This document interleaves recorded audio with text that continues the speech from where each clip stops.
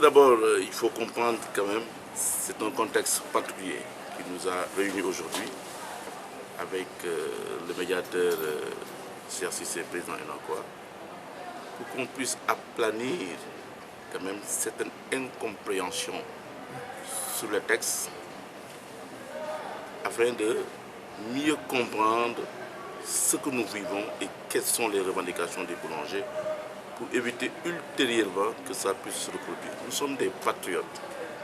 Nous sommes conscients que, effectivement, faire une grève,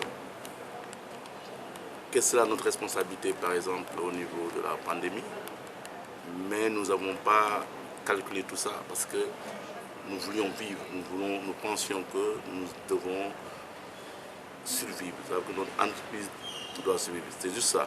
C'est pourquoi nous sommes très heureux aujourd'hui qu'une meilleure compréhension est arrivée à cause du médiateur, mais surtout l'administration a mieux compris nos revendications.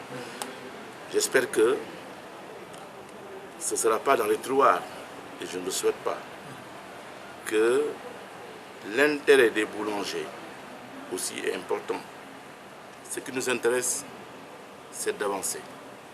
Et que nous avons compris et ils nous ont promis d'ouvrir des débats techniques. S'il s'agit même de réviser les textes, nous le ferons ensemble pour l'intérêt de la boulangerie sénégalaise. C'est quoi ces revendications? Je pense que la revendication principale, c'est le respect, l'applicabilité de la réglementation d'une manière globale. Par exemple, l'ouverture des boulangeries, la déclaration des boulangeries, la vente du pain dans des conditions hygiéniques et meilleure compréhension du format supérieur. Parce qu'il fallait qu'on sache où on doit vendre le pain. Le pain devait être vendu de manière globale au niveau de la boulangerie, au niveau de ses points de vente agréés. C'est ce qui était dans le texte. Et que l'administration ne pouvait pas nous dire que vous devez exclusivement produire, par exemple, des pains de certaines blancs. C'est pourquoi j'ai rappelé tout à l'heure que nous n'avons jamais dit que nous allons produire exclusivement. Nous avons voulu simplement accompagner nos membres pour avoir vraiment une rentabilité en fonction des divers formats. Donc j'ai expliqué tantôt, quelqu'un qui faisait tout le temps de 150, pour une meilleure rentabilité, il doit commencer à introduire les pains de 100 francs et de 200 francs. C'est juste ça qu'on a dit, c'est une incompréhension sur le terrain. Et on a rappelé aussi qu'ils doivent aussi mieux accompagner les boulangers par rapport au contrôle des poids, au contrôle de la déclaration, sur la déclaration des boulangers. On a beaucoup parlé sur les ouvertures. Donc c'est de manière globale, en tout cas, je peux développer ici les aspects techniques. Ce qui est important aujourd'hui, c'est d'arrêter le mot de grève. Le médiateur, cher Cissé, a compris, l'administration a compris, et c'était l'essentiel, parce que nous sommes là pour le Sénégal. Regardez M. Alekam qui vient depuis Louga pour représenter toutes les régions. Donc c'est aussi pour dire simplement que nous les boulangers, nous respectons l'administration pour venir répondre à M. le Président Cissé, mais aussi au ministère du Commerce. Nous remercions le médiateur, cher Cissé, nous remercions les boulangers.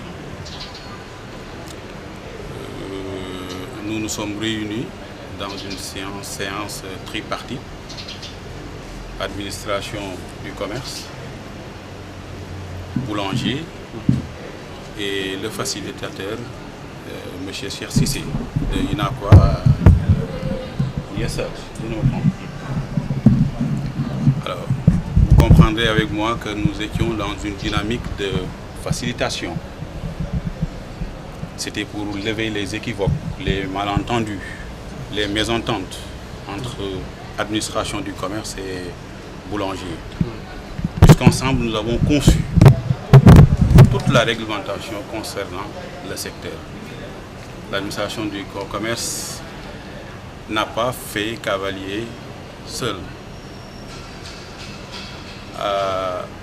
Et je voudrais réaffirmer ici, concernant le 4e format, que ça a fait l'objet d'un arrêté signé par le ministre du Commerce, encadré bien sûr.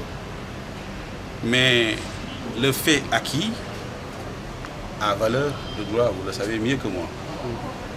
Donc nous étions là aujourd'hui à pacifier l'espace et les mentalités.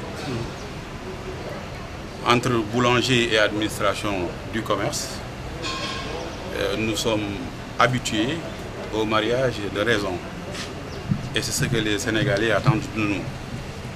Pour ce qui est maintenant de la réglementation, le ministère est plus que jamais déterminé à l'appliquer. Nous y sommes et je crois que nous y serons aussi pour toujours. La réglementation a ceci de pertinent que c'était ce que le ministère, l'État avait offert aux boulangers. Nous savons tous que les boulangers traversent des difficultés. Ça, à n'en point douter. S'y ajoute aujourd'hui que nous sommes dans une situation économique difficile. Les facteurs exogènes sont là. L'État a voulu créer au moins des leviers sur lesquels les boulangers peuvent s'appuyer pour au moins conserver les acquis du secteur. La première chose, c'est une application rigoureuse de la législation, la réglementation par l'assainissement. Le pain doit déserter les boutiques et nous y travaillons d'arrache-pied. Le deuxième point, je termine sur ce point, c'est en fait ce quatrième format qui permettait à l'État aussi de répondre aux préoccupations du secteur. Mais comme je l'ai dit, pour répondre à votre question aussi, nous y sommes. Nous avons jeté toutes nos forces et les boulangers peuvent l'attester dans ce combat. Et les résultats, vous pouvez vous-même les constater. Allez-y à Pékin, allez-y à Guédiawaye, allez-y au service régional du commerce. Mais les résultats sont effarants.